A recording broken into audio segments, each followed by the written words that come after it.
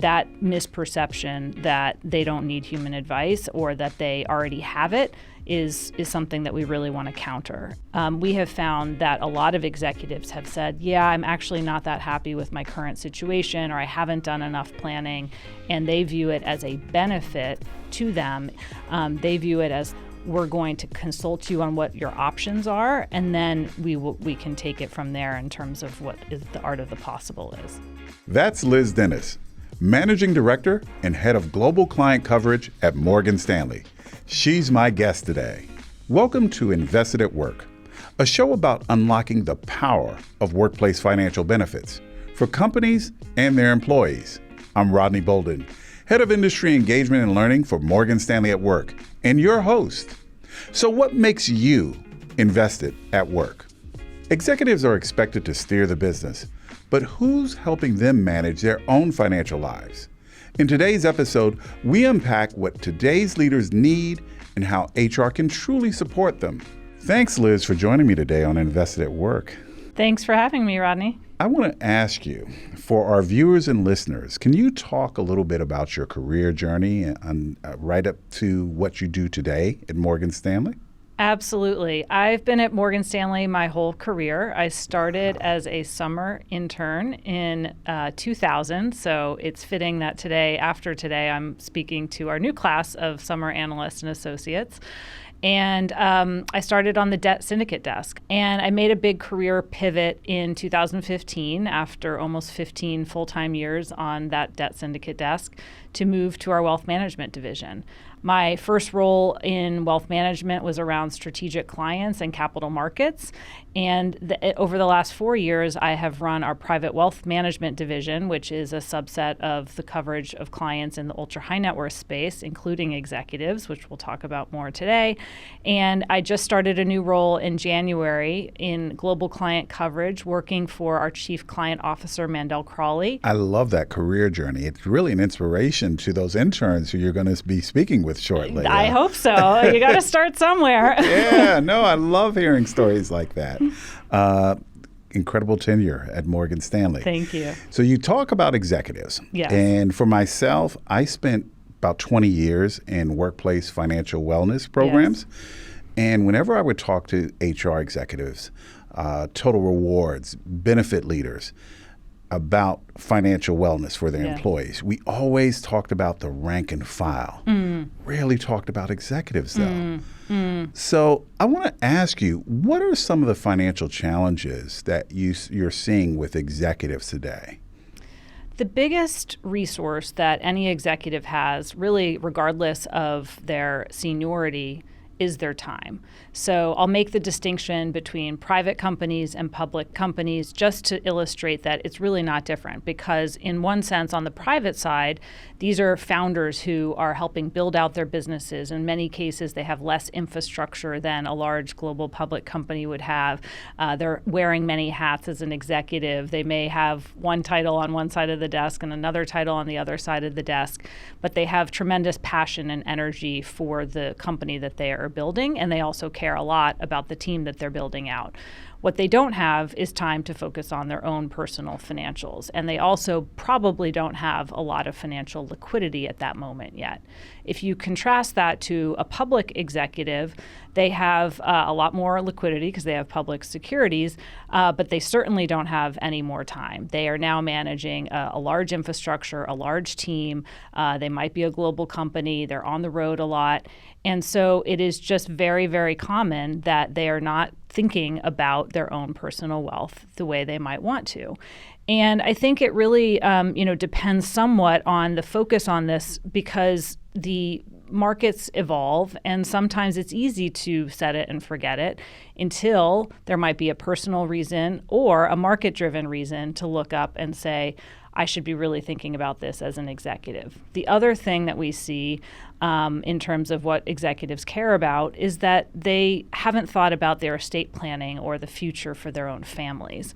Talking to our audience, which are HR professionals, CHROs, benefit leaders, what are some benefits that they can deliver? And you alluded to, I believe, one that you probably mentioned, financial planning, Yes. benefits that can help executives take that load off the executives. Yes. When it comes to managing their Absolutely. finances. What we hear most often from executives is that they wish they had done estate planning or financial planning sooner in their career journey. And again, this comes at a period where as they're growing with their company, they may also be growing with their family, and that time crunch is very, very significant because any excess time they want to be invested in their family or other interests. And so they don't necessarily think about the estate planning. We tend to think about it in three different categories: protecting their wealth to reduce uncertainty, particularly around some of the liquidity decisions they might need to make, passing on their wealth to their heirs and to their next gen. And then also sometimes if there's a global context, the asset location or the structures that they need to think about as a global employee. I didn't even think about that last part, being a global employee, and how that can impact your financial situation and your financial plan. Yes. No, there's very specific regulations around where you're residing, and that can have a real impact. And in this day and age, especially post-COVID, we see, employees moving around much more frequently.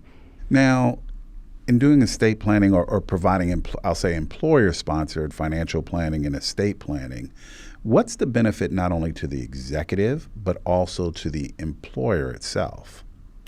Well, the employer has real benefits around, especially in the public space, around 10b5-1 planning and trading, because the corporate counsel needs to be coordinated with the employee and the financial advisor to make sure that any trading or those restrictions are done in a way that's really forward-looking and follows all the rules and regs that they would want to employ.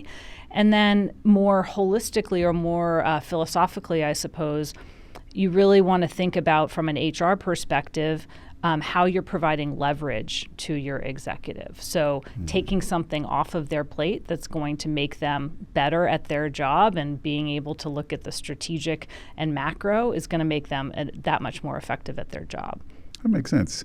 How about equity compensation? Let's talk about that for a moment, because do you find that executives struggle with understanding equity compensation, or they're like, hey, listen, Liz, I got this. I know everything I need to know? No, we find that's actually one of the misperceptions is that HR teams sometimes think, well, my executives are even in the financial services space, believe it or not, they'll think, well, my executive already knows this sector. They don't need advice. And what we have found is that there are specific programs, especially as you get into a higher echelon of compensation, where non-qualified deferred compensation, equity compensation programs really can be a value add to the executive, and are also something that we're seeing not just in the public space, but in the private space. So we've seen over 75% of our companies in the private space are adopting equity compensation plans. Mm. Yeah, and that makes sense, because creating that ownership culture within the company, and of course, you want to make sure that the executive is bought into that ownership culture. Yes, and you mentioned before sort of the delineation between the employees at a mass basis, or the rank and file, I think was the term you used, but it's helpful for the executive to be able to also say, this is something that I've planned for personally, and they're in a different financial position than the rank and file, but then they often become advocates for their own employees of why it's so impactful for them as well. And as you said, equity ownership in a company is one of the most motivating factors to build that sense of collective, not just ownership, but collective energy around the strategy. Because it's one thing for a CEO to talk about strategy. It's another thing for them to say, as we all motivate around this strategy, this is the implication for you and potentially your family around your financial picture. That's an excellent point. And looking at the equity compensation that an executive receives, I would imagine it also has some impact, and correct me if I'm wrong, on productivity within the C-suite. Absolutely. We have found time and time again that the biggest stressor to an executive's productivity is their financial stress. And that could come from a lot of different factors or a lot of different reasons. And in our Morgan Stanley at Work State of the Workplace survey supports that, because what we find among all workers is that over 2/3 of workers say that financial stress is impacting both their work life and their personal life. Yes. And then you think about the implications of if your work life and your personal life are being affected by your financial stress, that has a ripple effect onto your productivity, because then the personal stress might be leaking into your productive and professional success as well. And that's the last thing we want to happen in the C-suite, I'm sure. Correct. Correct. Correct. Absolutely. I understand what you said about executives not fully understanding their equity compensation, but how about overall benefits? Because it's not just equity that they receive, and also for employees as a whole. What do you find that employees need from HR decision makers around better understanding their benefits? Yes. What we have found is that when we survey our HR teams from the companies that we cover in Morgan Stanley at Work, that actually 80% of the employees wish that they had better education around their financial benefits.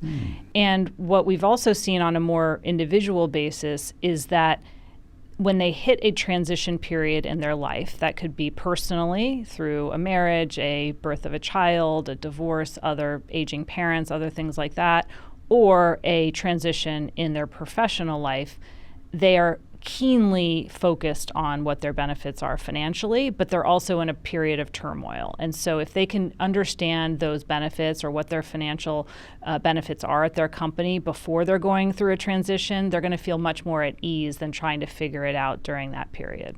Makes sense. So you talked about a misperception before Yes. that for employers. Are there any other misconceptions that employers make about the C-suite executive as to their finances? Yes. So I think the two main misperceptions about executives and how they might want to be serviced from a financial perspective are, one, they already have advice or they know what they're doing. They don't need us, basically, is the first misperception. And the second is that if we allow advisors to talk to executives, it will be viewed as invasive, or they will view it as a sales pitch. And that's really, really important for us to help HR teams understand why that's not the case. Because when we have gone into companies and talked about the strength of our executive financial services, we have found that a lot of executives have said, yeah, I'm actually not that happy with my current situation, or I haven't done enough planning, and they view it as a benefit to them if Morgan Stanley is coming in and providing these services. And they also view it as a consultation rather than a pitch or something that's annoying.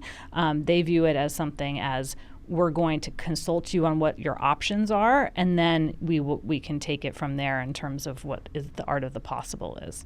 It sounds almost like going for a second opinion to the doctor. I love the analogy of doctors. That gets used a lot in financial services, and I think it's actually very accurate because financial health and mental health and all, our physical health are really all wrapped together. And if you thought that was one of the most important things in terms of your financial health affecting your broader health, you would get a second opinion. Or in some cases, maybe your first opinion was many years ago and you haven't refreshed it and the markets have changed, or the options available to you as an executive have changed, or we need to stay very current in terms of what the markets have said, what the regulatory environment is, and make sure that we make that available to the executives in these channels.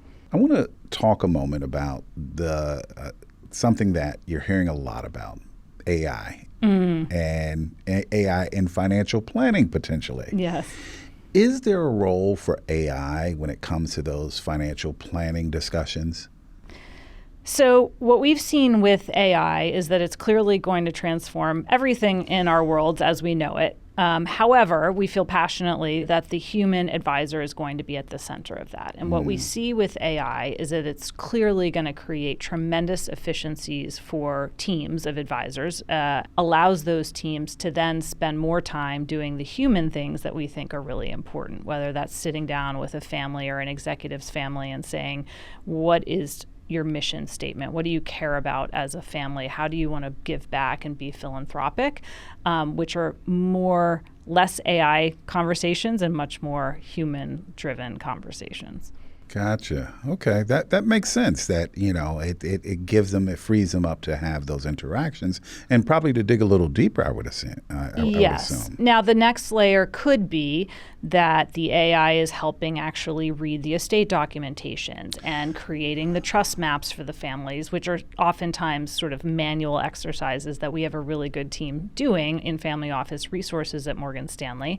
But perhaps there is a further layer of using AI, not just for translation, which we do currently, but for more of the document retention and understanding what's actually in those documents so that we could put our analysis around it for either investments, estate planning, trust, philanthropy, lifestyle, etc.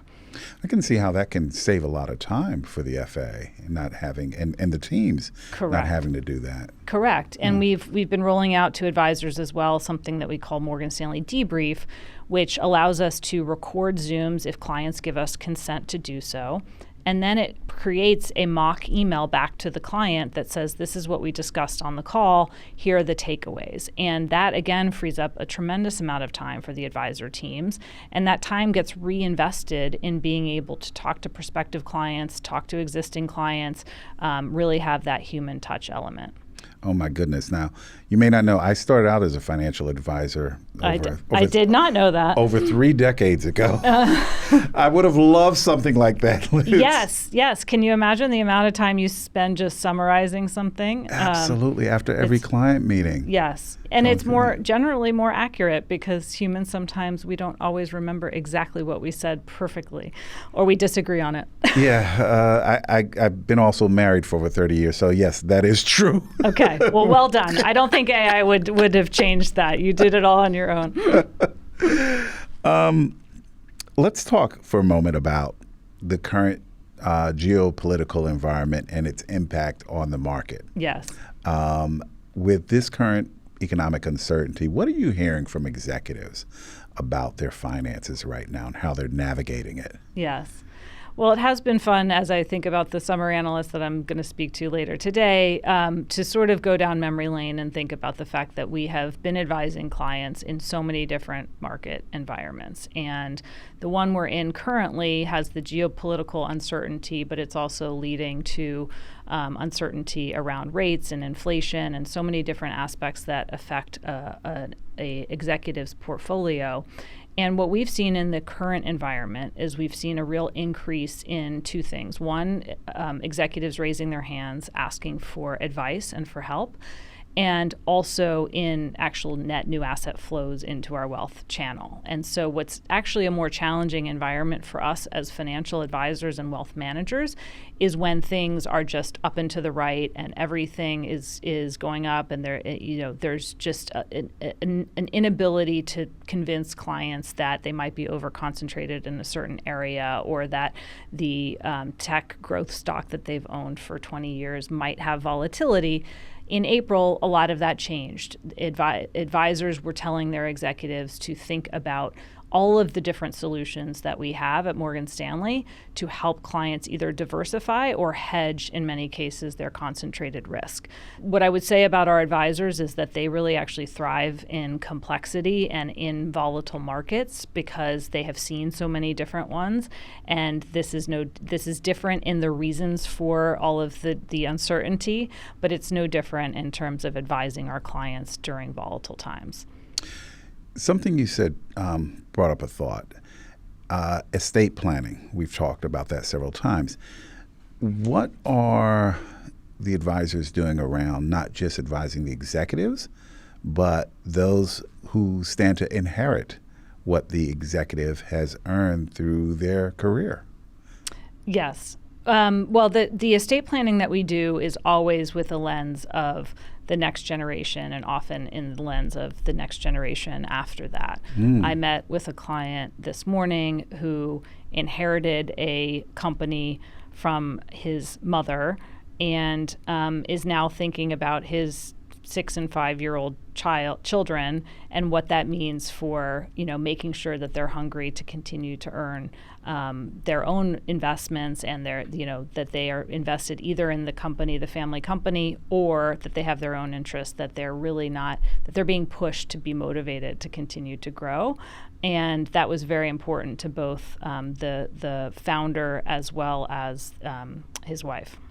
Well, I'm happy to see that you're having those conversations, and that those executives, those founders are thinking about that, not only the legacy that they're going to leave, but how those kids handle the legacy.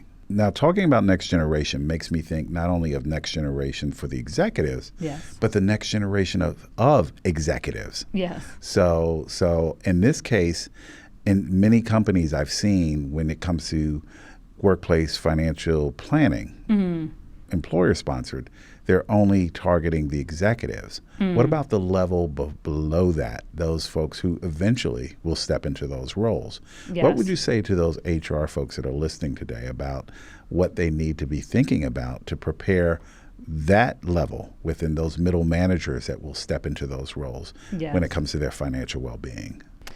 Both the next generation of leaders and that middle management, as you call them. They may not want to be called that. I know. But think of another term. It's the truth. And they will be the future leaders. And succession planning is a huge part of talent and HR executives' roles. We had a CEO in James Gorman who helped navigate our own CEO transition in the last year and a half, and he got lauded very much for what he did to build that team. And so if executives are not focused on that, then that is a major blind spot for the company. And the financial wellness and estate planning part of that, it only, again, is going to make those executives more successful and ready for those big-time jobs.